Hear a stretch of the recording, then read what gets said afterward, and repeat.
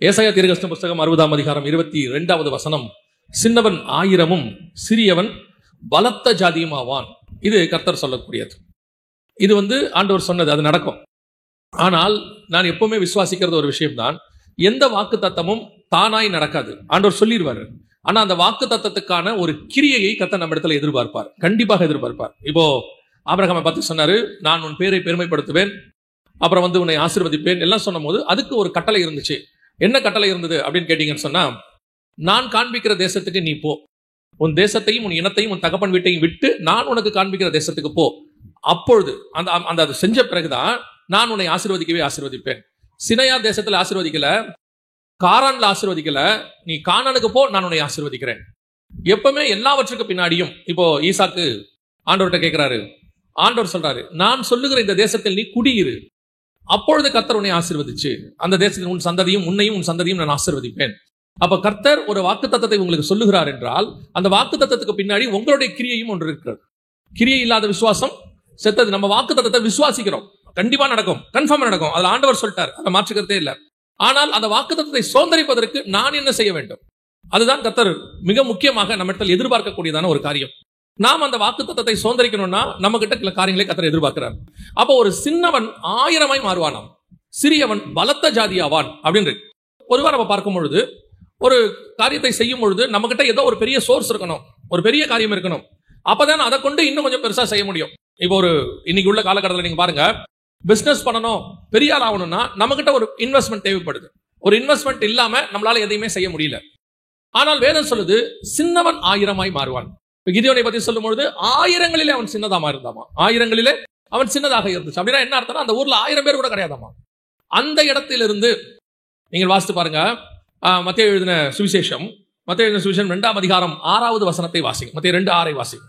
யூதயா தேசத்தில் உள்ள பெத்லகேமே, யூதயா தேசத்தில் உள்ள பெத்லகேமே, யூதாவின் பிரபுக்களில் நீ சிறியதல்ல, யூதாவின் பிரபுக்களில் நீ சிறியதல்ல, யூதாவின் பிரபுக்களில் நீ சிறியதல்ல. சரி, யூதாவிலேயே பிரபு இருக்கிறான், லார்ட் இருக்கிறான், பல லார்ட்ஸ், இங்கிலீஷ்ல லார்ட்ஸ்னு இருக்கும். பிரபுக்களில் சிறியதல்ல, என் ஜனமாகிய இஸ்ரவேலை ஆளும் பிரபு, என் ஜனமாகிய இஸ்ரவேலை ஆளும் பிரபு உன்னிடத்திலிருந்து புறப்படுவார் என்று தீர்க்கதரிசியினால் எழுதப்பட்டது. வசனம் சொல்லுது, அந்த பெத்லகேம் 1000களில் சிறியது.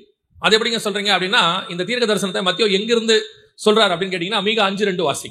பிராத்தா எனப்பட்ட பெத்லகேமே, நீ யூதேயில் உள்ள 1000ங்களுக்குள்ளே சிறிதா இருந்தும் இஸ்ரவேலை ஆளப்போகிறவர் உன்னிடத்திலிருந்து புறப்பட்டு என்னிடத்தில் வருவார், அவருடைய புறப்படுதல் அநாதி நாட்களாகிய பூர்வத்தினுடையது. அந்த வசனத்துல என்ன அழகா இருக்கு பாருங்க, 1000ங்களுக்குள்ளே நீ சிறிதா இருந்தாலும். பர்டிகுலரா இந்த வார்த்தை தான் மத்தேயுல இல்ல, ஆனா இந்த தீர்க்க தரிசனத்தை தான் மத்தேயு எழுதுறாரு. எழுதும் போது பர்டிகுலரா சொல்ற வார்த்தை என்ன, 1000ங்களுக்குள்ளே நீ சிறிதா இருந்தாலும்.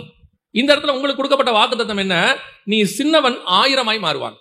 1000ங்களுக்குள்ளே சின்னதா இருக்கிற நீ எப்படி மாறப்போகிறாய் என்று சொன்னால், தேசத்தை ஆளுகிற பிரபு உன்னிடத்திலிருந்து புறப்படக்கூடியவராக காணப்பட போகிறார். இது கர்த்தர் கொடுக்கிறதான வாக்குத்தத்தம். பெத்லகேம் அது இருக்கு, எல்லாருக்கும் தெரியும், பெத்லகேம் இருக்கு, ஒரு 1000 பேர் கூட கிடையாதுமா, அந்த மாதிரி இருக்கக்கூடிய ஒரு பட்டணம்.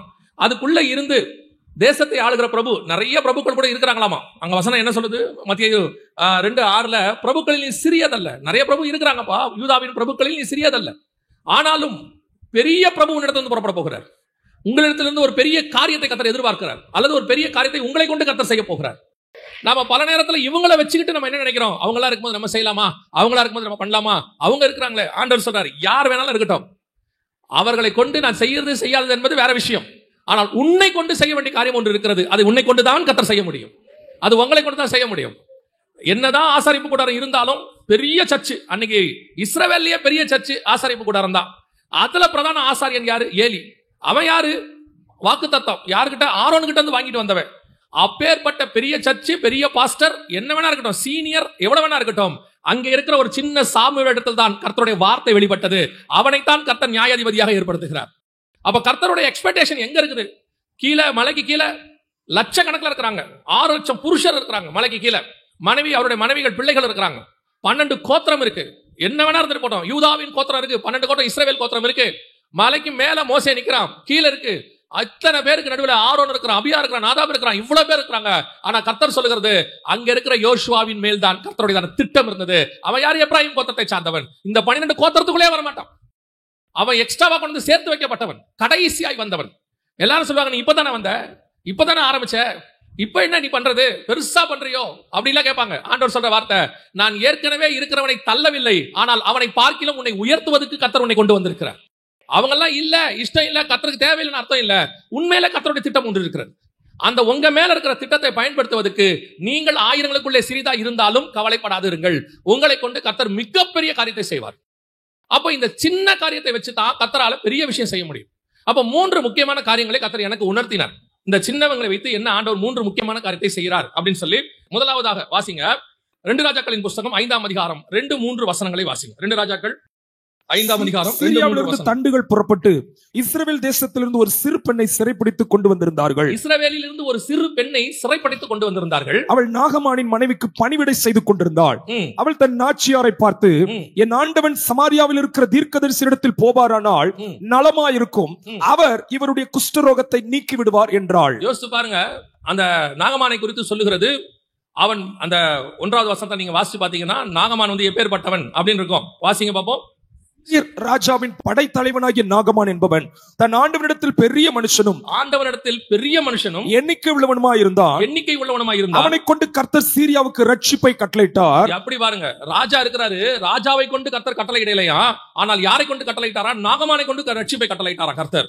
அவ்வளவு பெரியதான ஒரு மனுஷன், எண்ணிக்கையில் பெரியவனாயிருந்தான், மிகப்பெரிய காரியத்தை கூறியவனாயிருந்தான். அந்த தேசத்துல ராஜாவே அவன் போய் கேட்டவன நான் எழுதி கொடுக்குறேன்ட்டார். அவன் போய் சொல்றான், நான் இஸ்ரவேலுக்கு போறேன் அப்படின்னு, நான் எழுதி தரேன் உங்களுக்கு நிருபம் அப்படின்ட்டார். அந்த அளவுக்கு ஒரு பேர் பெற்ற ஒரு மனுஷன், ஒரு இன்வால்வ் ஆன ஒரு மனுஷன், இன்ஃப்ளூயன்ஸ் உள்ளதான ஒரு மனுஷன். அப்பேற்பட்டதான ஒரு மனுஷனுக்கு ஆண்டவர் யாரை கொண்டு ரட்சிப்பை கட்டளையிட்டார் பாருங்க. சிரியா தேசத்திற்கு முழுவதுமாக ரட்சிப்பு கட்டளையிட்ட ஒரு நாகமானுக்கு ரட்சிப்பு யாரால் வருகிறது? அடிமையாய் கொண்டு போகப்பட்ட ஒரு சிறு பெண்ணின் மூலமாக தான் ரட்சிப்பே வருகிறது. அந்த சிறு பெண் அடிமையாய் கொண்டு போகப்பட்டாள்.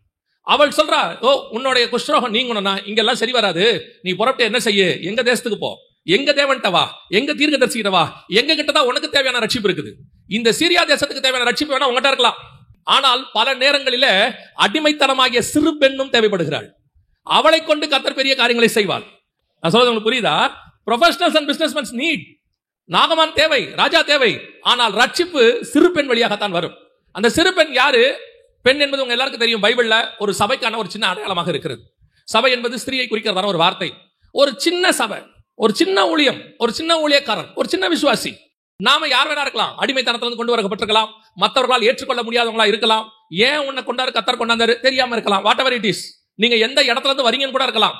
ஆனா நல்லா கவனிச்சுக்கொள்ளுங்க, நீ எதால தள்ளப்பட்டிருந்தாலும் சரி, உன்னை எப்படி அவங்க ஒதுக்கி வச்சிருந்தாலும் சரி, நீ சிறு பெண்ணாக அல்லது நீ அடிமைத்தனத்துக்குள்ளாக அல்லது சங்கிலி போட்டு இழுத்துக் கொண்டு வரப்பட்ட சூழ்நிலை, உனக்கு என்னதான் வேதனைப்படுத்தினாலும் சரி, உன்னை ஒதுக்கி வச்சாலும் சரி, உங்க வீட்டிலேயே உன்னை ஒதுக்கின கடைசி மனுஷனாக நீ வந்து வனாந்தரத்தில் ஆடு மேய்க்கிறவனை கூட இருந்துட்டு போ.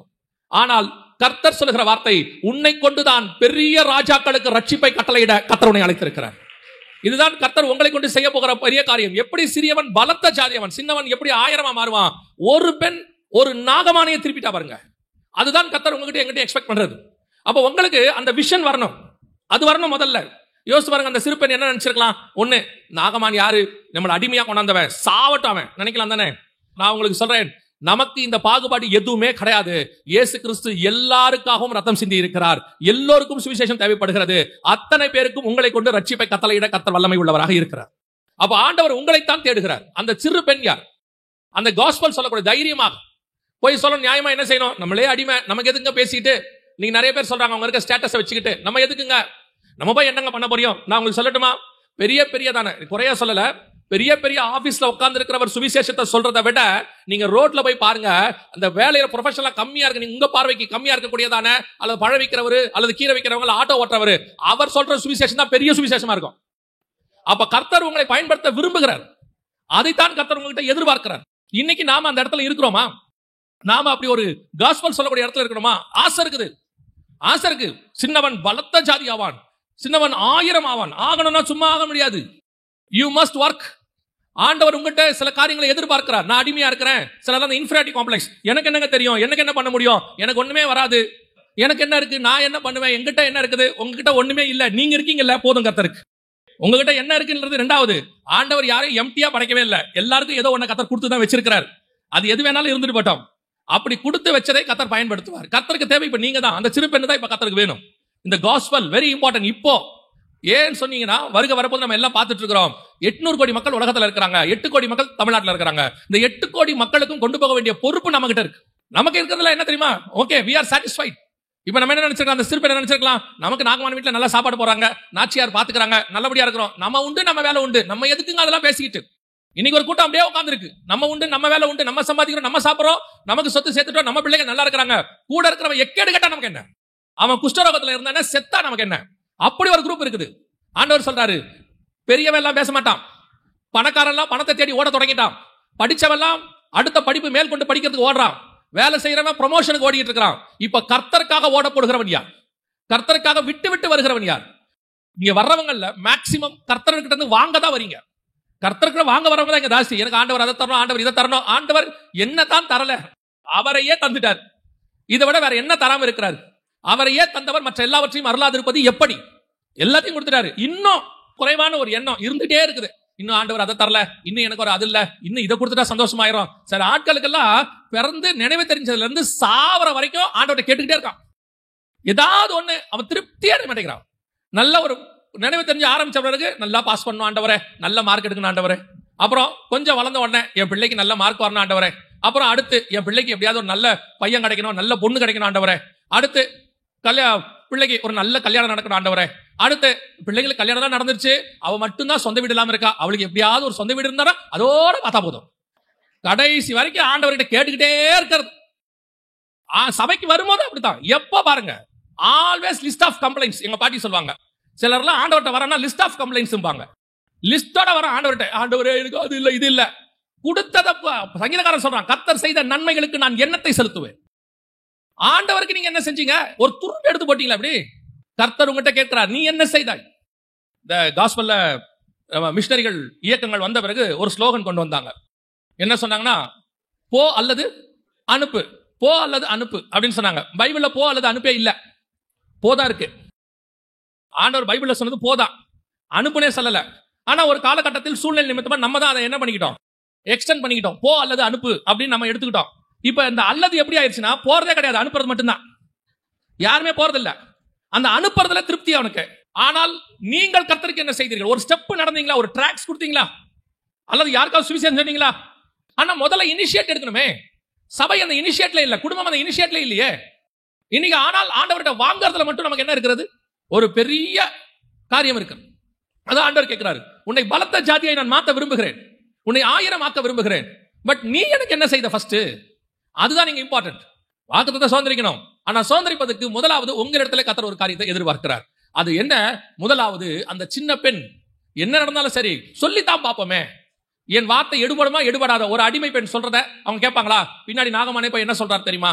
எலிசா போய் தண்ணியில முக்கி எழுந்துரு அப்படின்னு உடனே, ஏன் எங்க ஊர்ல தண்ணி இல்லையான்னு கேட்கிறாரு. அதே நாகமான் என்ன பண்ணிருக்கணும்? அந்த சிறு பெண்ணை பார்த்து என்ன சொல்லிருக்கணும்? ஏன் எங்க ஊர்ல கடவுள் இல்லையா, நாங்க எங்க கடவுள்கிட்ட போலியான்னு கேட்டிருக்கணும். ஆனால் அந்த சின்ன பெண் சொன்ன வார்த்தையை பெர்ஃபெக்ட்டாக கர்த்தர் அந்த இடத்துல இம்ப்ளிமெண்ட் பண்ணார். நாகமானை கேட்க வைத்தார். அதைத்தான் உங்களுக்கு சொல்றேன். இந்த நாகமான் என்னங்க, நாகமான் சுகமானார், இதுல என்னங்க இருக்குது? இந்த நாகமானை தான் புதிய ஏற்பாட்டில் இயேசு கிறிஸ்து மென்ஷன் பண்ணுவார். யோசிச்சு பாருங்க, எத்தனை குஷ்டரோகி இருந்தாலும் ஒரு குஷ்டரோகியை கர்த்தர் அந்த இடத்துல மென்ஷன் பண்ணார்னா அது நாகமானை மட்டும்தான். அப்படின்னா எவ்வளவு பெரியதான ஒரு காரியத்தை அந்த பெண் செஞ்சிருக்கான்னு பாருங்க. அதைத்தான் கர்த்தர் உங்கள்கிட்ட எதிர்பார்க்கிறார். தயவு செய்து உங்களால முடிஞ்ச ஊழியத்தை செய்யுங்க. ஆனா ஊழியம் செய்யுங்க கண்டிப்பா. சும்மா மட்டும் இருக்காதீங்க. இப்ப இருக்க வேண்டிய காலம் இது அல்ல. இப்பவே எல்லாரும் என்ன சொல்றாங்க தெரியுமா? 25 வயசு பையன் சொல்றான், ஒரு 40க்குள்ள செட்டில் ஆயிட்டா போதும். என்ன செட்டில் ஆவ? என்ன செட்டில் ஆவியா? ஒரு வீடு வாங்கிட்டு அப்படியே செட்டில் ஆயிட்டா என்ன? இதுல செட்டில் ஆகிறது என்ன இருக்குது? கடைசி நிமிஷம் நடக்கிற வரைக்கும் கர்த்தருக்காக நடந்துகிட்டே இருக்கணும். ஏதாவது ஒண்ணு ஆண்டவருக்கு செஞ்சுட்டே இருக்கணும். நீங்கள் விதைக்கிற ஒரு விதையாவது முளைக்கணும். ஆண்டவர் உங்களை கடைசி வரைக்கும் பயன்படுத்தணும். யோசிக்கணும். You don't want to take rest. நம்ம அதுக்கு போய் 8 நாள்ல ரெஸ்ட் தான் எடுக்க போறோம். எவ்வளவு ஊழியம் பண்ண முடியுமோ ஓடுங்க, படுக்காதீங்க. கிறிஸ்துவுக்காக போய் ஏதாவது ஒண்ணு செய்யுங்க பார்ப்போம். இன்னும் கொஞ்ச காலமே இருக்கு. நேத்து பார்த்தோம், மிஞ்சி போச்சுனா அந்த யுத்தம் ஆரம்பிச்சிச்சுன்னா உங்களுக்கு காஸ்பல் கூட சொல்ல முடியாது. இருக்கிறத பயன்படுத்துங்க. அந்த சிறு பெண்ணை கர்த்தர் இப்பொழுது தேடுகிறார். யார் போய் காஸ்பல் சொல்றது? 2வது வாசிங்க, யோவான் எழுதின சுவிசேஷம் 6ஆம் அதிகாரம் 9வது வசனத்தை வாசி. இங்கே ஒரு பையன் இருக்கிறான், அவன் கையில் 5 வார்கோதுமை அப்பங்களும் 2 மீன்களும் உண்டு, ஆனாலும் அவைகள் இத்தனை ஜனங்களுக்கு எம்மாத்திரம் என்றான். நல்ல கவனிங்க, அந்த யோவான் 6 நீங்க அப்புறமா போய் வாசித்து பாருங்க. இது வந்து பிளான்டு ஒரு ப்ரோக்ராம். அது பிளான்டு ப்ரோக்ராம். இவர் உட்காந்து வரவங்க எல்லாம் பாக்குறாரு, தாம் செய்ய போகிறதை இயேசு அறிந்துன்னு இருக்கும் அந்த இடத்துல. அவருக்கு எல்லாம் தெரியுது, ப்ரீ பிளான்டு ப்ரோக்ராம். இப்ப கேட்கிறாரு, ஏப்பா இவ்வளவு பேர் வராங்க, இவ்வளவு பேருக்கு நம்ம சாப்பாடு கொடுக்கணும், என்ன செய்யலாம்? யோசித்து பாருங்க. இவ்வளவு பேர் 5000 புருஷன் அப்படின்னு இருக்கு, பெண்கள் பிள்ளைகள் கணக்கு அங்க இல்ல. இத்தனை பேர் எதுக்கு வரான் அப்படின்னு கேட்டீங்கன்னா ஒரே ஒரு காரியம் தான், கர்த்தர்கிட்ட வார்த்தையை கேட்க வருகிறார்கள். வேற எதுக்குமே வரல, வார்த்தையை கேட்க வராங்க. இதே காரியம் மத்தேயு 14 இருக்குது, இதே காரியம் லூக்கா 6 இருக்கு, அப்புறம் மார்க்லயும் இருக்கு. நீங்க போய் வாசிக்க முடியும். 4 காஸ்பல்லையும் இந்த விஷயம் இருக்கு. ஆனா யோவான்ல மட்டும்தான் இந்த அப்பத்தை யார்கிட்ட இருந்து வாங்கினாங்கன்னு இருக்கு. மத்த 3 காஸ்பல்லையும் எங்க வாங்கினாங்கன்னே இல்ல. இப்போ நல்லா கவனிச்சுக்கொள்ளுங்க. 1000 ஜனங்கள் இயேசுவின் இடத்துல வருகிறார்கள். ஆனால் இவர்களுக்கு போஜனம் கொடுப்பதற்கு, சாப்பிட கொடுப்பதற்கு 12 அப்போஸ்தலர்களிடத்தில் என்ன இல்லை? அப்பம் இல்லை. உங்க எல்லாருக்கும் தெரியும், அப்பம் என்பது வேர்ட் ஆஃப் காட், கர்த்தருடைய வார்த்தை. அவர் அப்பத்தை எடுத்து பிட்டு, வேர்ட் ஆஃப் காட், சமூகத்து அப்பம் அப்படின்லாம் இருக்குது. உங்களுக்கு அது ஒரு ஆவிக்குரிய அர்த்தம் தெரியும். இவ்வளோ பேர் வராங்களே, இவ்வளோ பேருக்கு ஆகாரம், ஸ்பிரிச்சுவல் ஆகாரம் எங்க இருக்குன்னு ஆண்டவர் கேட்கிறார். அந்த 6ஆம் அதிகாரம் யோவான்ல கேட்கும் பொழுது, இவ்வளவு பேருக்கு ஆகாரம் உங்ககிட்ட இருக்கா அப்படின்னு கேட்கிறாங்க. உடனடியாக சீஷர்கள் சொல்ற சில காரணங்கள் இருக்கு. இப்ப நான் உங்க விளக்கமாவே சொல்றேன். இப்ப நம்ம வெளியே இருந்து உள்ள ஆட்களை கூட்டு வரதை பத்தி ஃபர்ஸ்ட் பாயிண்ட் பார்த்தோம். உள்ளே வருகிறவர்களுக்கு வேர்ட் ஆஃப் காட், கர்த்தருடைய வார்த்தை, ஆவியானவர் கொடுக்கிற வார்த்தை இருக்கா? இன்னைக்கு எத்தனை சபையில கர்த்தருடைய வார்த்தை இருக்கு? எத்தனை ஊழியக்காரங்கிட்ட கர்த்தருடைய வார்த்தை இருக்கு? இன்னைக்கு நீங்க நல்லா கவனிச்சு பாத்தீங்கன்னா சர்ச்சஸ் இருக்கு, ஊழியக்காரங்க இருக்காங்க, பைபிள் இருக்கு, சத்தியம் என்னும் அரைக்கச்சையையும் ரட்சிப்பு என்னும் தலைச்சீராவையும் ஆவியின் பட்டயமாகிய கர்த்தருடைய வசனம். அப்ப கர்த்தருடைய வசனம்னு ஒண்ணு இருக்கு, சத்தியம்னு ஒண்ணு இருக்கு. இப்போ கர்த்தர் வசனத்தை வச்சிருக்கிறார். சர்ச்சுக்குள்ள வசனம் இருக்கு. உங்க கையில பைபிள் இருக்கிறவங்க எல்லார் கையிலயும் வசனம் இருக்கு. இப்ப எல்லார்கிட்டயும் என்ன இருக்குது? பைபிள் இருக்கு, வசனம் இருக்கு. சத்தியம் இருக்கா? அதான் கேள்வி. சத்தியத்தில் நிலை நிற்கணும். சத்தியம் தான் விடுதலையாக்கும். இயேசு கிறிஸ்து சொன்னாரு, நானே வழியும் சத்தியமா இருக்கிறேன். அதோட அர்த்தம் என்ன? நான் தான் வழி, நான் தான் சத்தியம். இந்த வழியாக இந்த சத்தியத்துக்குள் போகும் பொழுது நீங்கள் ஜீவனுக்குள் பிரவேசிப்பீர்கள். அதான் நானே வழியும் சத்தியமும் ஜீவனுமாய் இருக்கிறேன். நான் வழி. என் வழியாக நீங்கள் சத்தியத்தை கை கொள்ளும் பொழுது இந்த சத்தியம் உங்களை ஜீவனுக்குள் கொண்டு போகும். 3 வார்த்தையில மொத்தத்தையும் முடிச்சுடுவார். இப்போ உங்களுக்கு பிரச்சனை என்னன்னா, இயேசு வழின்னு தெரியும், ஜீவனுக்குள்ள போகணும்னு தெரியும், நடுவுல இருக்கிற சத்தியம் உங்க கையில இருக்குதா? ஆனா பைபிள் வச்சிருக்கீங்க, வசனம் இருக்கு. பைபிள் இல்லாத வீடே கிடையாது. ஒவ்வொரு ரூமுக்கு ஒரு பைபிள் இருக்கு. சத்தியம் இருக்கா? இப்ப இயேசு கேட்கிறாரு, சத்தியத்தை கொடுங்கள், அவங்களுக்கு நீங்களே போஜனத்தை கொடுங்க அப்படிங்கிறார். இப்ப அவன் சொல்ற நிறைய காரணங்கள் இருக்கு. நீங்க வாசிங்க, ஒவ்வொன்னா ஒரு 3-4 காரணம் இருக்கு. வாசிங்க. மார்க் எழுதின சுவிசேஷம் 6:36 வாசிங்க. மார்க் எழுதின சுவிசேஷம் 6:36. புசிக்கிறதுக்கு இவரிடத்தில் ஒன்றுமில்லை, புசிக்கிறதுக்கு எங்களிடத்தில் ஒன்றுமில்லை. ஒத்துக்கிட்டான், எங்கிட்ட ஒண்ணுமே கிடையாது. ஆகையால் இவர்கள் சுற்றி இருக்கிற கிராமங்களுக்கும் ஊர்களுக்கும் போய் தங்களுக்காக அப்பங்களை வாங்கிக் கொள்ளும்படி இவர்களை அனுப்பிவிட வேண்டும் என்றார்கள். இப்போ அவர்கள் இருந்த இடம் என்ன இடம் இருக்குது? 34-35 அவர்கள் வனாந்தரத்தில் இருந்தார்கள். எங்க இடத்துல என்ன இல்லை? ஒன்றும் இல்லை. வசனம் சொல்லுது, இது வனாந்தரமான இடம், வெகு நேரம் ஆயிற்று, எங்களிடத்தில் ஒன்றும் இல்லை. இதுதான் இன்னைக்கு இருக்கக்கூடியதான பல ஆவிக்குரிய சபைகள், பல ஊழியக்காரர்களுடைய நிலைமை. இன்னைக்கு சபைகள் சத்தியத்தில் வளர்கிறதா? விசுவாசியும் கேட்கிறேன், சத்தியம் உள்ள சபைக்கு போக உங்களுக்கு இன்ட்ரெஸ்ட் இருக்கா? சபை என்பது பெர்ஃபெக்ட் ஆக்குற இடம். இங்க வந்துட்டு அதெல்லாம் குறைலாம் பார்த்துட்டு இருக்க கூடாது. நல்லா கவனிச்சு மனசுல வச்சுக்கொள்ளுங்க. டினாமினேஷன் எதுவும் பரலோகத்துக்கு கூட்டு போகாது. இதெல்லாம் இங்கே நம்மை பரலோகத்துக்கு கூட்டு போறதுக்காக கர்த்தர் ஏற்படுத்தின இடம். நான் நிறைய பேரை சொல்வேன், சபை கூடி வருவதை விட்டு விடாதீர்கள். அந்த சபை சத்தியத்தில் உள்ள சபையாக இருக்கணும். அந்த சபை உங்களை கவனிக்கிற சபையாக இருக்கணும். உங்க ஆவிக்குரிய வாழ்க்கை என்னன்றது உங்களுக்கு தெரியணும்ல. கவனிச்சு கொள்ளுங்க. சத்தியம் உங்ககிட்ட என்ன இருக்குன்றது முக்கியம் இல்ல. கொஞ்சம் இருக்கட்டும், 5 அப்பம் இருக்கட்டும், அதை கொண்டு 5000 பேருக்கு போஷிக்க கர்த்தர் வல்லமை உள்ளவராக இருக்கிறார். ஆனா அந்த 5 அப்பம் உங்ககிட்ட இருக்கணும், இல்லைன்னு சொல்லக்கூடாது. அந்த 5 அப்பம் உங்ககிட்ட இருக்கணும். இருக்கான்னு பாருங்க. கொஞ்சமாவது அந்த 5 அப்பத்துக்கு நிறைய சத்தியம் இருக்கு, அது இருக்கட்டும். கொஞ்சமாவது நீங்க அதை யோசிக்கணும். ஆண்டவரே, ஒரு சத்தியத்தை பிட்டு அடுத்தவங்களுக்கு கொடுக்கக்கூடியது. இப்ப அந்த பையன் என்ன பண்ணிருப்பான்? இன்னொரு சுபாவம் இருக்கு நமக்கெல்லாம். என்ன தெரியுமா? ஏதாவது ஒண்ணு நமக்கு தெரிஞ்சா அதை இன்னொருத்தருக்கு கொடுக்கறது இல்ல, அதை மறைச்சு வச்சுக்கிறதுல அவங்களுக்கு அப்படி ஒரு இது. எனக்கு தான் தெரியும், அவருக்கு ஒண்ணும் தெரியாது அப்படிங்கறதுல. இப்ப அந்த 5 அப்பம் அந்த பையனுக்கு கொடுத்து விட்டாங்க. அந்திரே தான் கண்டுபிடிச்சிருக்கிறார். எனக்கு பெரிய ஆச்சரியம் தெரியுமா? இயேசுநாதர் பிரசங்கம் பண்றாரு. 5000 புருஷர் மட்டும் வந்திருக்காங்க, பசங்க பெண்கள் கூட்டம் இல்ல. இயேசு கேட்கிறாரு, உங்ககிட்ட ஏதாவது இருக்குதான்னா? அந்திரேயா வந்து சொல்றாரு, ஒரு பையன் 5 அப்பம் வச்சிருக்கானு, இது எப்படி இவருக்கு தெரிஞ்சிச்சு? அப்போ ஒரு 5 அப்பம் 2 மீன் ஒரு பையன் கொண்டாந்துருக்கான். அவங்க அம்மா அவனுக்கு கொடுத்துருக்குது. அவன் என்ன பண்ணிருப்பான்? தலைமையில தூக்கி வச்சுட்டா கொண்டாந்துருப்பான். எப்படியும் ஒரு துணி பைக்குள்ள ஏதோ ஒண்ணுக்குள்ள போட்டு ஏதோ ஒண்ணுக்குள்ள மரசனை மூடி கொண்டாந்துருப்பான். அதை எப்படி அந்திரேயா கண்டுபிடிச்சாரு? கண்டுபிடிச்சான் பாருங்க. அவன் அப்படியே போறான், பாக்குறான். டேய் என்னடா வச்சிருக்க? ஒண்ணும் இல்ல. டேய் பெரிய மூட்டையா இருக்க, தொடரா. அதெல்லாம் திறக்க மாட்டேன். தொடடா, என்னடா தான் வச்சிருக்க? எங்க அம்மா எனக்கு மட்டும் 5 அப்பம் கொடுத்துச்சு. வச்சிருக்கியா? நம்ம 2 பேரும் சாப்பிடுவோமா? எங்க அம்மா எனக்கு தான் கொடுத்துச்சு. ஆண்டவர் கேட்கிறார், உங்க இடத்துல ஏதாவது உண்டா? இவங்கிட்ட இருக்கு, கொடுத்துட்டாரு. இன்னைக்கு ஒரு குரூப் இருக்கு, தங்கிட்ட இருக்கிறத யாருக்கும் கொடுக்காத ஒரு குரூப். ஆண்டவர் சொல்றார், நீ போய் கொடு, சகல ஜாதிகளுக்கும் கொடுங்க.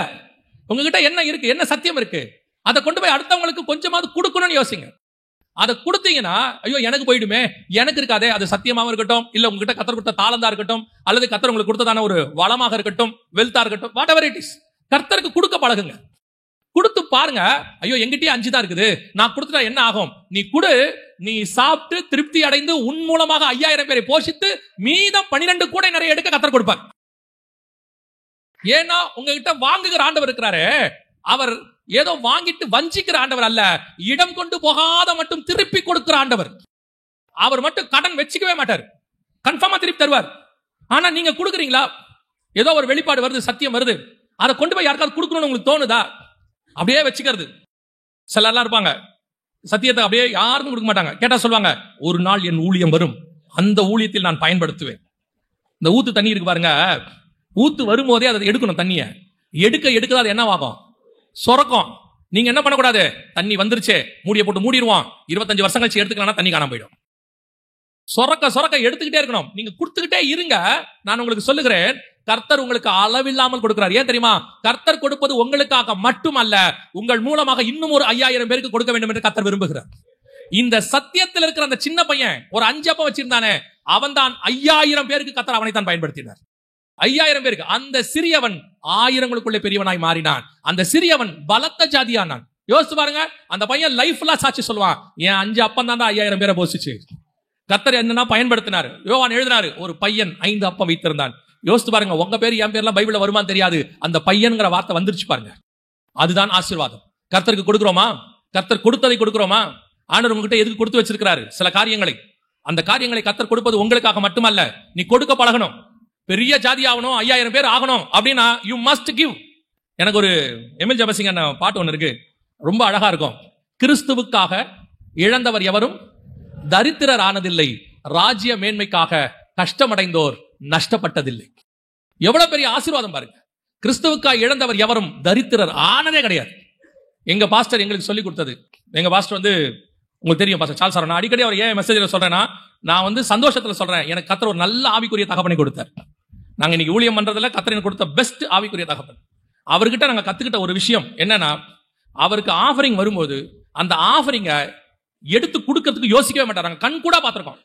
ரசமாக கொடுத்துட்டே இருப்பாங்க, சண்டேல இன்னும் வாங்கிட்டே இருப்பாரு, ஜோம் பண்ணிட்டே இருப்பாரு. திடீர்னு யாராவது இந்த பக்கத்துல ஐயா ரொம்ப கஷ்டம் ஐயா எங்களுக்காக ஜோம் பண்ணுங்க போது அந்த ஆஃபரிங் கவர் கையை விடுவாரு. நேரில் பார்த்ததை நான் சொல்றேன், கையை விடுவார். என்ன கவர் வந்ததுக்கு அப்படியே கொடுத்துரு, போ ஓடும்பாரு. அதுல எத்தனை ஆயிரம் இருந்துச்சுன்னு அவர் பார்க்கவே மாட்டார். இங்க வாங்கிட்டே இருப்பாரு, ஜோம் பண்ணிட்டு பாக்கெட்ல வைப்பாரு. யாராவது சொல்லுவாங்க, ஐயா எங்களுக்காக ஜோம் பண்ணுங்க, பிள்ளைக்கு ஃபீஸ் கட்ட முடியல, கர்த்தர் தான் சந்திக்கணும்னா கையை விட்டு கையில கொடுத்து ஜோம் பண்ணி அனுப்பிச்சு விட்டுருவாரு. நான் சொல்றேன், எங்க பாஸ்டருடைய கடைசி நிமிஷம் சாகிற வரைக்கும் எங்களுக்கு அவரை பத்தி தெரியும். அவர் ஒரு நாளும் கஷ்டப்பட்டதே கிடையாது, குறைவு பட்டதே கிடையாது. கர்த்தர் அவரை நிறைவாய் ஆசீர்வதிச்சார். நீ கிறிஸ்துவுக்காக இழக்கிற எதுவும் தரித்திரமாகவே மாட்டீங்க. கொடுக்க பழகுங்க.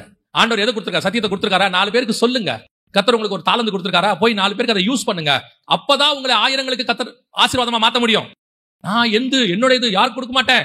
நம்ம கிட்ட இருக்க 5 அப்பத்தை எடுத்து கொடுத்துறணும். அவர் அதை 5000 பேருக்கு புட்டு கொடுக்கிறாரு, 50000 பேருக்கு புட்டு கொடுக்கிறாரு, அவர் இஷ்டம். உங்களுக்கும் எனக்கும் திருப்பி அந்த 5000த்துல தேவையானதை திருப்பி கொடுத்துட்டாரா? சோத்திரம், பிரைஸ் தி லார்ட், அல்லேலூயா போயிட்டே இருக்கணும். நம்ம கிட்ட கர்த்தர் கொடுத்தது நமக்காக மட்டுமே அல்ல, நம்மை கொண்டு அநேகரை போஷிக்க கர்த்தர் விரும்புகிறார். அப்பதான் சபை 1000ங்களில் பெரிதாக மாறும். நீ கொடுத்து பாருங்க, உங்களை 1000 மடங்கு கர்த்தர் ஆசீர்வதிப்பார். உபாகம் 1:11 படி கர்த்தர் ஆசீர்வதிப்பார். ஆனா நீ நெருக்கி வச்சுக்காதீங்க. நான் சொல்றது ஆவிக்குரிய விஷயம், சத்தியத்தை சொல்றேன். அது நீங்க உங்க இஷ்டப்படி ஆஃபரிங்க கூட வச்சுக்கோங்க, எதுவும் கூட. கொடுக்கிறவன் எவனும் தரித்திரர் ஆனதே கிடையாது. அதான் கர்த்தர் நமக்கு சொல்லிக் கொடுக்க. கடைசியாக வாசிங்க 1 ராஜாக்களின் புஸ்தகம் 1ஆம் அதிகாரம் 2ஆம் வசனம் வாசிங்க.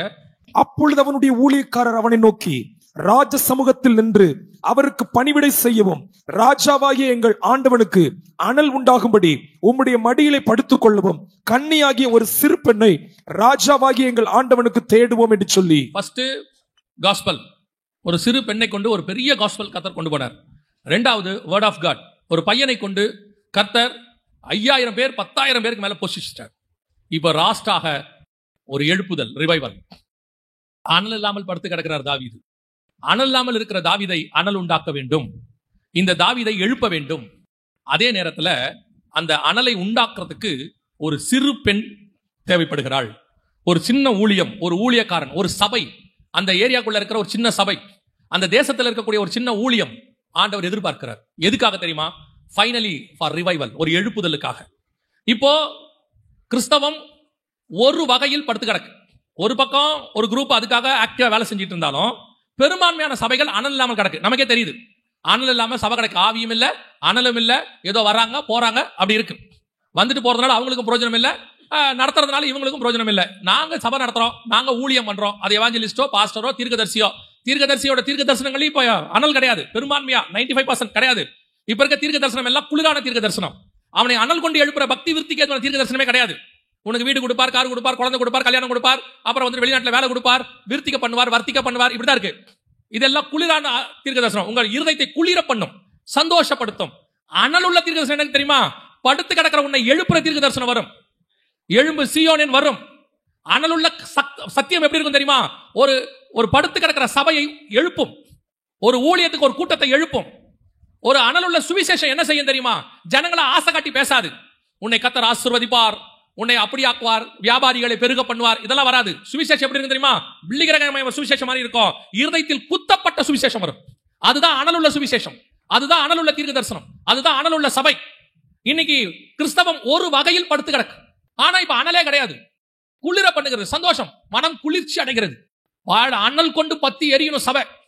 அப்போ இப்ப சபையை அனல் உண்டாக்குறதுக்கு கர்த்தருக்கு ஒரு ஆள் வேணும், தேவைப்படுது. ஒரு சின்ன சபை தேவைப்படுது. கிட்டத்தட்ட ஒரு 400 வருஷமா, மார்ட்டின் லூத்தருக்கு பிறகு 1543க்கு பிறகு ஒரு 400 வருஷமா 350 வருஷமா சபை அனல் இல்லாமல் கடந்துச்சு.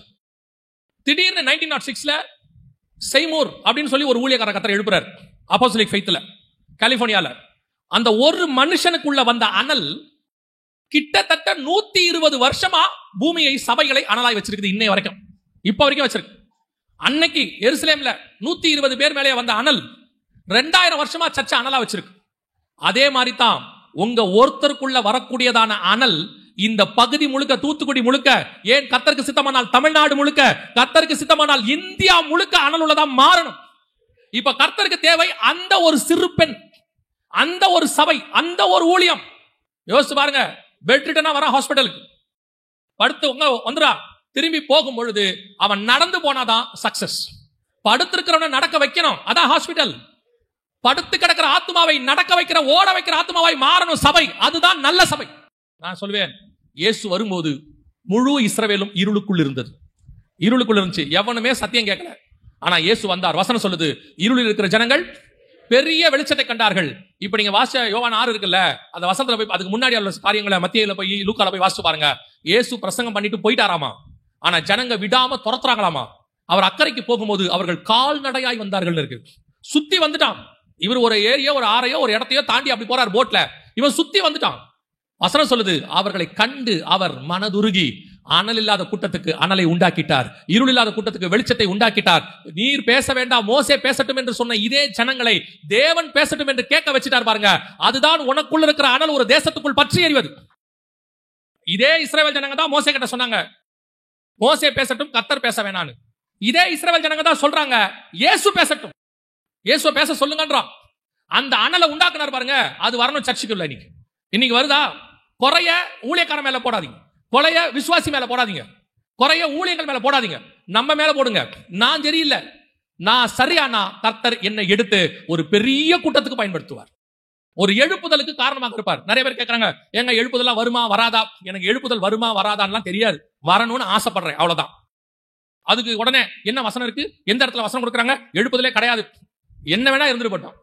எனக்கு பிரயாசம் இருக்கு, கிறிஸ்து வருவதுக்குள்ள லட்சக்கணக்கான ஜனங்கள் சபைக்குள்ள வந்துடணும், லட்சக்கணக்கான சபைகள் சபைக்குள்ள இருந்து பரலோகத்துக்கு போயிடணும். இது எனக்கு ஆசை. அதுக்கு ஏன் நம்ம பயன்படக்கூடாது? ஏன் அனல் உண்டாக்குற கூட்டமா மாறக்கூடாது? இன்னைக்கு ஒரு பெரிய கூட்டம் தாவீதை சுத்தி இருந்துச்சு. கிட்டத்தட்ட 8 மனைவிகள் இருக்கிறாங்க தாவீது. நியாயமா அனல் உண்டாக்க வேண்டியவங்க அந்த மனைவிகள் தான். அவங்க தான் அனல் உண்டாக்கணும். ஆனால் அவர்கள் எல்லாரும் ராஜகுமார்த்திகளை மாறிட்டாங்க. அவங்களுக்கு எல்லாம் அனல் அவங்களுக்கும் போயிடுச்சு. இனி அவங்களால தாவீதுக்கு அனல் உண்டாக்க முடியாது. இப்ப கர்த்தருக்கு தேவை ஒரு சிறு பெண். இருக்கிற பெரிய பெரிய ஊழியக்காரங்களா இருக்கட்டும், யாரையும் இங்க குறை சொல்றதுக்கு இல்ல, அவசியமும் இல்ல. கர்த்தருக்கு தேவை நீ. கர்த்தருக்கு தேவை இங்க ஒரு சிறு பெண். கர்த்தருக்கு தேவை ஒரு சின்ன கூட்டம். கர்த்தருக்கு தேவை ஒரு சின்ன சபை. உங்களை கொண்டு கர்த்தர் ஒரு ராஜ்யத்தை எழுப்புவதற்கு வல்லமை உள்ளவராக இருக்கிறார். தாவீது எதிர்ச்சானா சாலமோன் ராஜா. தாவீது எழும்பாத வரைக்கும் சாலமோன் ராஜா கிடையாது. அப்படியானால் கர்த்தர் எக்ஸ்பெக்ட் பண்ற ரிவைவல் உங்ககிட்ட தான் இருக்கு. ஆண்டவர் அந்த சிறு பெண்ணை தான் தேடுகிறார். நீங்க எழுந்துறீங்க. உங்களை கொண்டு இஸ்ரவேலுக்கு ராஜாவை உருவாக்குற தேவன் இருக்கிறார். உங்களை கொண்டு தேசத்தை ஆளுகிற பிரபு புறப்படுவார். உங்களுக்குள்ளிருந்து பெரிய காரியங்களை கர்த்தர் செய்வார். பெருநாட்டில் ஒரு கன்வென்ஷன் நடந்துச்சு. அந்த நாட்டினுடையதான உயர் பதவி ஜனாதிபதியோ பிரதமரோ அவர் வந்து கன்வென்ஷன்ல கலந்துக்கிறாரு. யோசிச்சு பாருங்க, நீங்களும் நானும் எழும்பினால் ஏன் இந்த தேசத்தின் தலைவர்களும் வந்து சபைக்குள்ள உட்கார கூடாது? ஏன் கூடாது? அவங்க நேபுகாத் நேச்சாராவே இருக்கட்டுமே. நீ தானியேலா இரு. உன் தேவனுக்கு முன்பாக நேபுகாத் நேச்சார் முகம் குப்புற விழ வைக்க கர்த்தர் வல்லமை உள்ளவராக இருக்கிறார். ஆண்டவர் விழ வைப்பார். இந்த தேசத்தின் ராஜாக்களை, இந்த தேசத்தின் ராஜகுமாரத்திகளை கர்த்தர் கொண்டு வந்து அவருக்கு முன்பாக முகம் குப்புற விழ வைக்க முடியும். எத்தனை ராஜாக்கள் பில்லிகிரகமேட்டா வந்து ஜோமன்ட்டு போன எத்தனை அமெரிக்க ஜனாதிபதி யோசிச்சு பாருங்க. சவுத் கொரியால பிரதமர் வந்து பாலியங்க ஜோமன்ட்டு போறாரு. ஏன் நடக்காது? பெருநாட்டுல நடக்குது. எத்தனையோ ஆப்பிரிக்கா நாடுகள்ல நடக்குது. எல்லா நாட்டிலையும் நடக்கும். இந்த நாட்டிலையும் நடக்கும். நடக்க வைக்க முடியும். கர்த்தரால் கூடாத காரியம் ஒன்றும் இல்லை. அதுக்கு நீங்கள் முக்கியம். You want to be rise. இன்னைக்கு சபை எப்படிப்பட்ட சபையா இருக்குது? தூங்கி வழியிற சபை, படுத்து கிடக்கிற சபை, ஆண்டவருக்கு எதையும் செய்ய நினைக்காத சபை. வந்த ஆசீர்வாதம் பெற்றுக்கொள்ளணும், நல்ல காசு சம்பாதிக்கணும், அதுல கொஞ்சம் தசமாம் காணிக்கணும், அதுல உண்மை. அதுக்கு பேர் உண்மை. ஆண்டவர் பணத்துல தசமாம் கணக்குன்னு ஆண்டவர் சொல்லல, எல்லாவற்றிலும் தசமாம் காணிக்க கொடுத்தா பழைய ஏற்பாட்டுல சொன்னாரு. அந்த எல்லாத்துலயும் நீங்களும் இருக்கீங்க. உனக்கு கொடுக்குற பிள்ளையில கூட இருக்கு பைபிள்ல. நீங்க கொடுத்துருக்கீங்களா? ஆண்டவருக்கு என்ன செஞ்சியா? வந்து உட்காந்துட்டு நல்ல செய்தி கேட்டுட்டு நல்ல ஆஃபரிங்க போட்டுட்டு 1க்கு 2 ஆஃபரிங்கா போட்டுட்டு நல்லா போய் வீட்டுல சாப்பிட்டு போகும்போதே இப்ப என்ன கேட்க போறியா? எங்க சாப்பிட போறோம்? ஆண்டவருக்காக எதையும் செய்யாத இப்படி ஒரு குரூப் இந்த காலகட்டத்தில் இருக்கு. யோசிச்சு பாருங்க. அன்னைக்கு அப்போஸ்தலர் காலத்துல ஒரு 12 பேர் எருசலேமே கலக்கிட்டான். எங்கெங்கெல்லாம் போனானோ அங்கெல்லாம் பெரிய கலக்கமா. உங்களையும் என்னையும் கொண்டு கர்த்தர் அப்படிப்பட்ட காரியங்களை செய்யணும். கர்த்தர் விரும்புகிறார். என்ன செய்ய போறோம்? அந்த அனல் உண்டாக்குற அந்த சிறு பெண் யார்? கர்த்தருக்காக எழும்ப போகிறவங்க யார்? கண்ணுக்கு முன்னாடி லட்சக்கணக்கில் ஜனங்க இருக்கிறார். இவங்களுக்கு ஒரு எழுப்புதலை கொண்டு வர வேண்டாமா? அப்ப கர்த்தருக்கு தேடின அந்த ஒரு சிறு பெண்ணை காணவில்லை. அந்த பெண்ணை இன்னும் ஆண்டவர் தேடிட்டே தான் இருக்கிறார். அவன் சொல்றான் 2ஆம் வசனத்துல, தேடுவோம் பாருங்கள். இன்னும் தேடுறான். 3வது வசனம் சொல்லுது, ஒரு பெண்ணை கண்டு பிடித்தார்கள். நீங்க 2வது வசனத்திலேயே தான் இன்னும் இருக்கு ஆண்டவர். இன்னும் 3வது வசனத்துக்கு வரல. கண்டுபிடிக்கிற இடத்துக்கு நாம இன்னும் வரல. அந்த ஆள் யாரு? அந்த ரிவைவல் பர்சன் யாரு? திருப்பியும் சொல்றேன், உங்களுடைய வாழ்க்கை உங்க குடும்பத்தை வாழ்ந்துட்டு நீங்க போலாம். யாரும் உங்களை குறை சொல்லல. ஆனால் நீங்கள் அபிஷாக்காக மாற முடியாது. அந்த வேலைக்கார சிறு பெண்ணாக மாற முடியாது. அந்த பையனாக மாற முடியாது. நீ மாறினாதான் இந்த வாக்கு தத்துவம் உங்களுக்கு நிறைவேறும். நீ 1000ங்களில் பெரிதாய் மாறுவாய். சின்னவன் 1000ம் சிறியவன் இல்லைன்னு அர்த்தம். அதுவே எவ்வளவு பெரிய ஆசீர்வாதம் பாருங்க. மரியாளுக்கு இயேசுவை கொடுக்க வேண்டும் என்று பரலோகம் தீர்மானிச்சிருச்சு.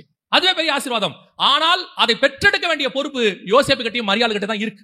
அதனாலதான் பைபிள் சொல்லுது, அந்த முதலாம் குழந்தையை பெற்றெடுக்கிற வரைக்கும் யோசேப்பு மரியாளை அறியவில்லை. அவன் செய்ய வேண்டியது அவன் செய்யணும். அப்பதான் குழந்தை வரும். அதே மாதிரி தான் இந்த வாக்கு தத்துவம் உங்களுக்குள்ளே குழந்தை பிறக்க வேண்டுமானால் நீங்கள் 1000ங்களில் மாறணும்னா இது பத்தாது. You never satisfy. திருப்தி அடையாதீங்க. ஓகே ஓடுறோம் ஓடியாடுறோம். எவ்வளவு ஓடுறோங்கிறது முக்கியம் இல்ல, எப்படி ஓடுறோங்கிறதா முக்கியம்.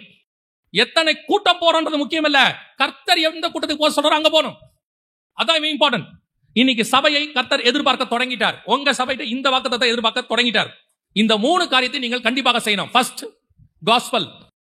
நீ சொல்ல வேண்டிய காஸ்பல் ஒன்று இருக்கு. இனி அமைதியா இருக்கிறது காலம் அல்ல. நாகமானுக்கு சொல்லணும். அப்போஸ்தலர் 9:15. அதற்கு கர்த்தர், நீ போ. அவன் நல்ல கவனிங்க. இது வந்து இந்த வசனத்தினுடையதான நிறைவேறுதலுக்கான ஒரு கன்ஃபர்மேஷன். வாசிங்க 9:15. அதற்கு கர்த்தர், நீ போ. அவன் புறஜாதிகளுக்கும் ராஜாக்களுக்கும் இஸ்ரவேல் புத்திரருக்கும் என்னுடைய நாமத்தை அறிவிக்கிறதற்காக நான் தெரிந்து கொண்ட பாத்திரமாய் இருக்கிறான். பவுல் 1000ங்களுக்குள் பெரிதா மாறணும்னா, சின்னவன் பலத்த ஜாதி ஆகணும்னா, கர்த்தர் அவன்கிட்ட கொடுத்த அந்த தரிசனத்தை நிறைவேற்றணும். புறஜாதியாருக்கும் ராஜாக்களுக்கும் இஸ்ரவேல் புத்திரருக்கும். இன்னைக்கு ஆண்டவர் உங்களை அப்படித்தான் வச்சிருக்கிறார். இந்த கூட்டம், இந்த ஒரு சபை நினைத்தால் ஆண்டவர் உங்களை ராஜாக்களுக்கு முன்பாக கொண்டு போய் நிறுத்த வல்லமை உள்ளவராய் இருக்கிறார். காஸ்பல் சொல்றதுக்கு God can. You must believe. விசுவாசிக்கணும். ஏதோ செய்தி கொடுத்துட்டு போறாருன்னு அசட்ட பண்ணீங்கன்னா, எனக்கு ஆண்டவர் சொல்லி கொடுத்த சொல்றேன், எச்சரிப்பு எப்பவுமே பைபிள்ல உண்டு. கர்த்தர் உங்களுக்கு கொடுத்த இந்த வாக்கு தத்தத்தை, இப்பொழுது கொடுக்கக்கூடியதான இந்த செய்முறையை நீங்கள் அசட்டை பண்ணீங்கன்னா, எப்பவுமே ஆண்டவர் ஒரு பழக்கம் உண்டு, இந்த சால்வை எடுத்து அப்படியே பக்கத்துல மேல போடுவார். இதே தரிசனத்தை இன்னொருத்தங்கிட்ட கொடுக்க அவருக்கு ரொம்ப நேரம் ஆகாது. நீ சின்னவன், நீ சவுலா இருக்கலாம், கோலியாத்தை விட சின்னவனா இருக்கலாம், கர்த்தர் உன்னதான் பயன்படுத்தணும்னு நினைச்சிருக்கலாம். ஆனா நீ சரியில்லைனா உன்னை விட சின்ன தாவீதை கொண்டு வந்து பெரிய கோலியாத்தை வீழ்த்த அவர் வல்லமை உள்ளவராய் இருக்கிறார். சோ இது உங்களுக்கு ஒரு எச்சரிப்பு. You must do gospel work. இரண்டாவது, you must strong in word of God. உங்ககிட்ட இருக்கக்கூடிய கர்த்தருடைய வார்த்தை அநேகருக்கு போகணும். மூன்றாவது, you are the reason for the revival. நீங்கள் தான் எழுப்புதலுக்கு காரணமாக இருப்பீர்கள். இந்த மூணு காரியங்களை கர்த்தர் உங்களை கொண்டு செய்வார். gospel, word of God, revival. இந்த மூணையும் உங்களை கொண்டு கர்த்தர் செய்வார். இந்த மூணு சேரும் பொழுது நீங்கள் ஆயிரங்களாக மாறுவீர்கள். கர்த்தருக்கு சித்தமானால் 1000 சபை வருதா இல்லையோ, 1000 ஊழியக்காரனை கர்த்தர் உன்னிடத்துல இருந்து உருவாக்குவார். கர்த்தர் செய்ய வல்லமை உள்ளவராய் இருக்கிறார்.